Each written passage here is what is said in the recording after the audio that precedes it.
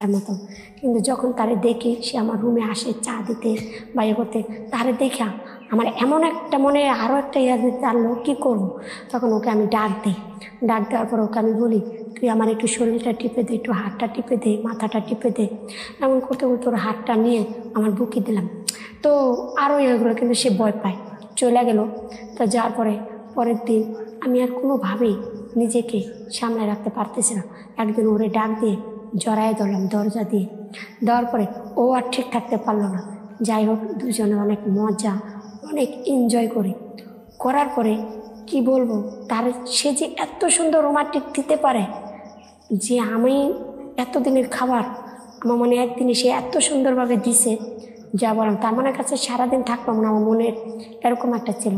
তো যখন আমার স্বামী ফোন দিত, কথা বলতাম, কথা বলতেই আমার সাথে এরকম লাগতো, ভালো লাগতো না। তখন আমি কাজের লোকটাকে দিয়ে আমার চাহিদাটা মেটাইতাম, কারণ আমার বাসায় তো কেউ ছিল না, শুধু আমি আর আমার কাজের লোকটাই।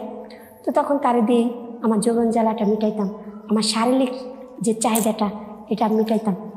তো অনেক সুন্দর সে মজা দিত, ফিলিংস দিত, এতটাই।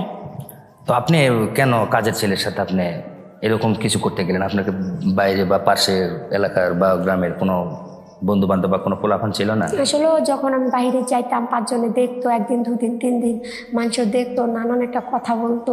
এই কথা থেকে আমি যে আমার বাসা যেটা ও তো আর কাউকে বলতো না, বিষয়টা কেউ জানতো না, আর ধরা পড়ারও কোনো ভয় ছিল। কেন?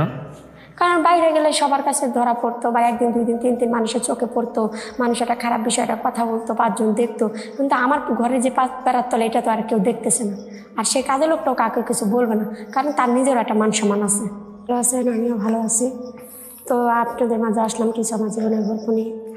তো গল্পটা হয়েছে যে যখন আমার বাবা মা আমার একটা ছেলের সাথে বিয়ে দেয়, বিয়ে দেওয়ার পরে সে 10 দিনের মাথায় সে বাইরে চলে যায় ইটালিতে।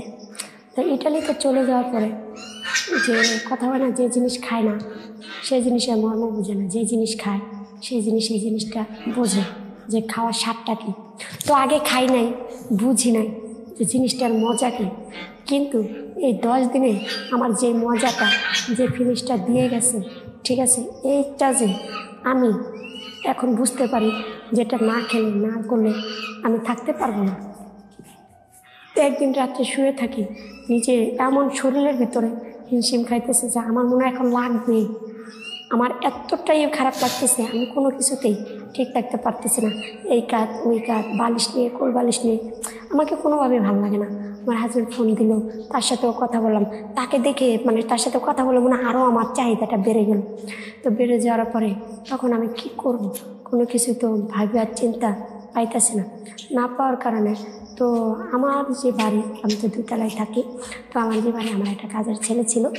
ছেলেটা দেখতে খুবই সুন্দর, স্মার্ট, ছোটোখাটো, দেখার মতো। কিন্তু যখন তারে দেখি সে আমার রুমে আসে চা দিতে বা ইয়ে করতে, তারে দেখা আমার এমন একটা মনে আরও একটা ইয়ে দিতে আনলো, কী করবো। তখন ওকে আমি ডাক দিই, ডাক দেওয়ার পর ওকে আমি বলি, তুই আমার একটু শরীরটা টিপে দে, একটু হাতটা টিপে দে, মাথাটা টিপে দে। এমন করতে করতে ওর হাতটা নিয়ে আমার বুকে দিলাম। তো আরও ইয়েগুলো, কিন্তু সে ভয় পায়, চলে গেল। তো যাওয়ার পরে পরের দিন আমি আর কোনোভাবেই নিজেকে সামলায় রাখতে পারতেছি না। একদিন ওরে ডাক দিয়ে জড়ায় ধরলাম দরজা দিয়ে, দেওয়ার পরে ও আর ঠিক থাকতে পারলো না।